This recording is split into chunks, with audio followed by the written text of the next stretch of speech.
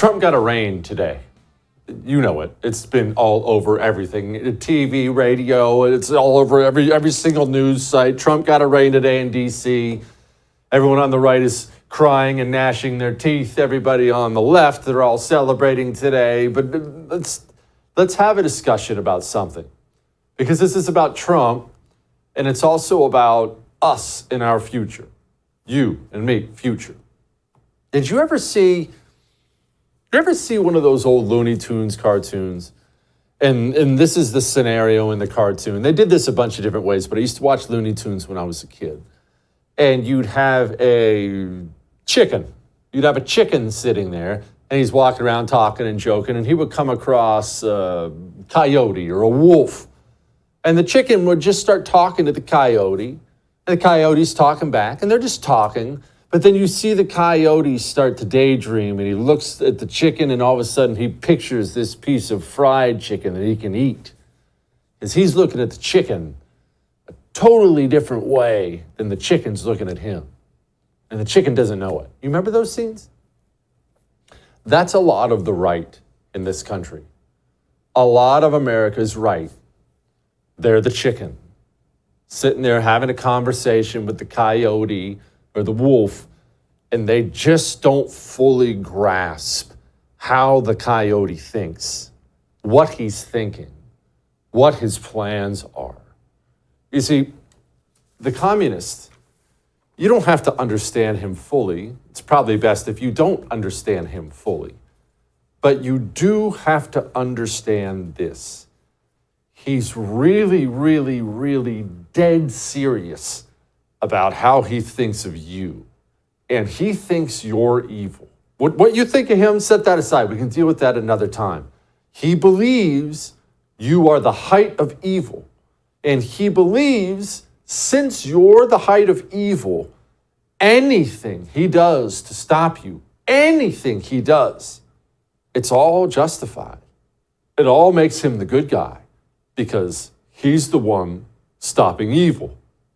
And people on the right, they don't like to think about other people in that way. And they don't look at other people in that way. Seems wrong, seems yucky, right? But because we don't look at other people in that way, we convince ourselves that's not how they're looking at us. I'm going to play you a little video clip right now. Michael Fanone was one of these scumbag Capitol Police officers that lied afterwards, and he's just been lying. He's an obviously Democrat operative, but that's not important. That's not important. And Michael Fanone went on CNN, and he voiced something. And before I play it for you, I want to caution you with this. You know how I tell you stay out of the blue areas, stay out of the big cities, and if you have to go to those cities for work or whatnot, keep your head down and your mouth shut. No political activity in these places. And I'll get people, they'll yell back at me. People from the right, people from our side. People who will yell back at me, what are you saying? I don't have rights. Jesse, I've got the First Amendment. We got to protest for Trump in D.C. Okay, go protest for Trump in D.C. When you get arrested and thrown in jail, I want you to watch Michael Fanone here. Your jury in D.C. is going to be made up of 12 of these people. When I first learned about the indictment, I had a long conversation with a friend of mine, Ryan Riley, and I told him how proud I felt to be an American at that moment, much in the way that I did when I learned that our military had killed Osama bin Laden. I just felt incredibly proud. Trump's indictment made him feel the same way he felt when Osama bin Laden died. They look at you like they look at Trump as if you're Osama bin Laden. Now, let me ask you, if you were to ever sit on a jury and let's say Osama bin Laden was dead or was alive, and Osama bin Laden was on trial and you were on that jury, would you vote to convict Osama bin Laden of really anything, even if the charges were bogus? Of course you would. And that's how that jury of 12 in D.C., New York, L.A., pick your spot, that's how they're going to think when they look at you. And that leads me to something else it's confusing people on the right. When Julie Kelly comes on the show and says this, what keeps Donald Trump out of federal prison?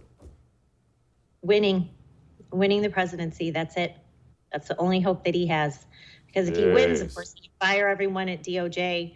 All the cases could go away. Outside of that, I don't see any relief that he can get, because it won't happen. They've created this bloodlust on the Democratic Party base to get Donald Trump behind bars. And they're going to do it one way or the other. You will hear, when you talk like that, you will hear people start yelling. And they'll think in their minds somehow that you're cheering for it, or they'll say things like this: he will prevail. No, Jesse, Trump's going to beat this. And I understand that people are scared and they're desperate and they're angry. And so you want to hang on to stuff like that. So I get that. But prevail how? In what way? There's no prevailing in a corrupt communist gulag system like the Washington, D.C. court system where Donald Trump was just arraigned today. But I'm not mad at the people who yell about that. I'm really genuinely not. I understand people are desperate and scared. I am, however, mad at the people with platforms and influence on the right who take advantage of those people who say things like that. No, yes, you're right.